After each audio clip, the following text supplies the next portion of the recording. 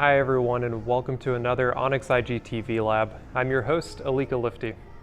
Today I'm bringing a relatively simple Hario V60 recipe.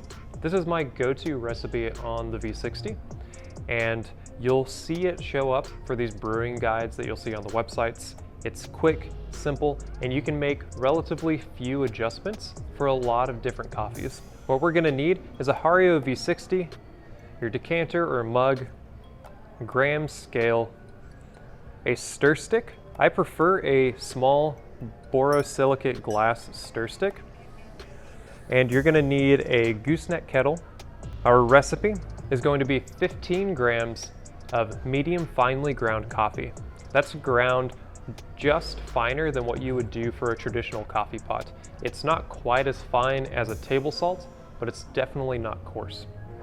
And I'm using that 250 grams of water set to 210 degrees Fahrenheit.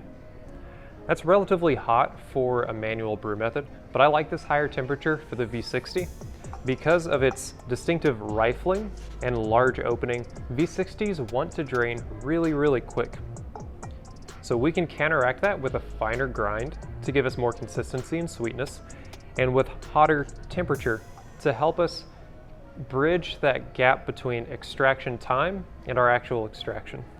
And so this fine grind, this hotter water, will help us get a more balanced V60 out of a shorter brew time of around 2.5 minutes. First thing I'm going to do with this V60 is wet this paper filter.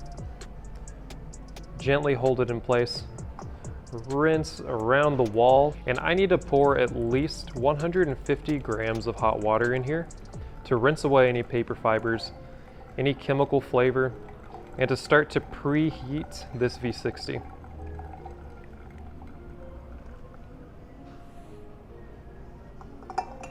When that's finished, be sure to dump out that water.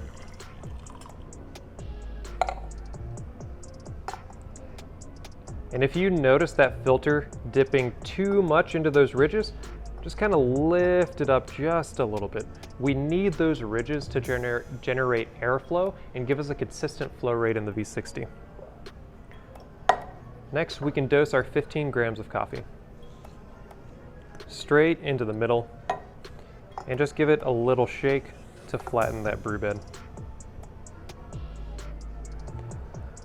My first pour is going to be a 50-gram bloom. Gently starting in the middle, circling outwards to fully saturate this coffee.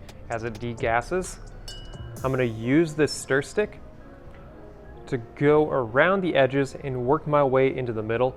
I'm only trying to break up any air pockets and clumps inside of this brew bed.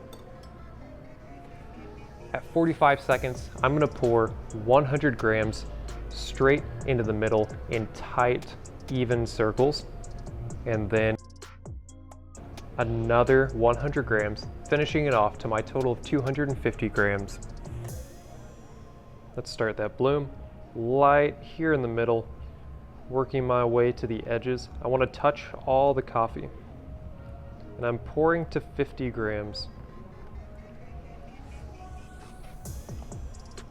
As it degasses, gentle stir around the edge, feeling for any air pockets. I can see that those pockets start to break apart and bubble. At 45 seconds, heavy central pour to 150 grams total. This isn't a flat brew bed. This is a cone-shaped brewer.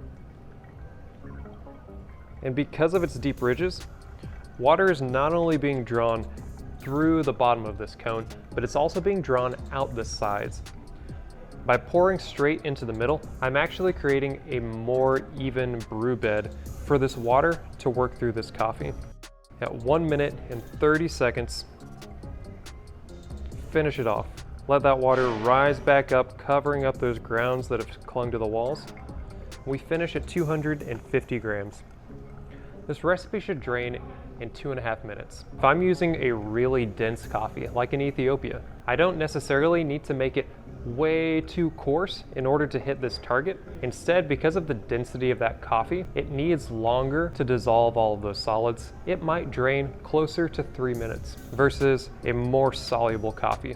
something like a lactic process La Palma from Colombia, I would expect that coffee to drain closer to 2 minutes and 15 seconds. And so with minor adjustments to grind size, I can hit these target times and taste for balance in the cup.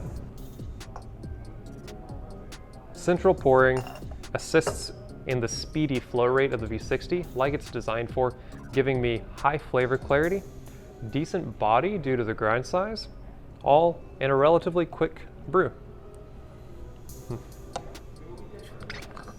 It's ready to serve and enjoy.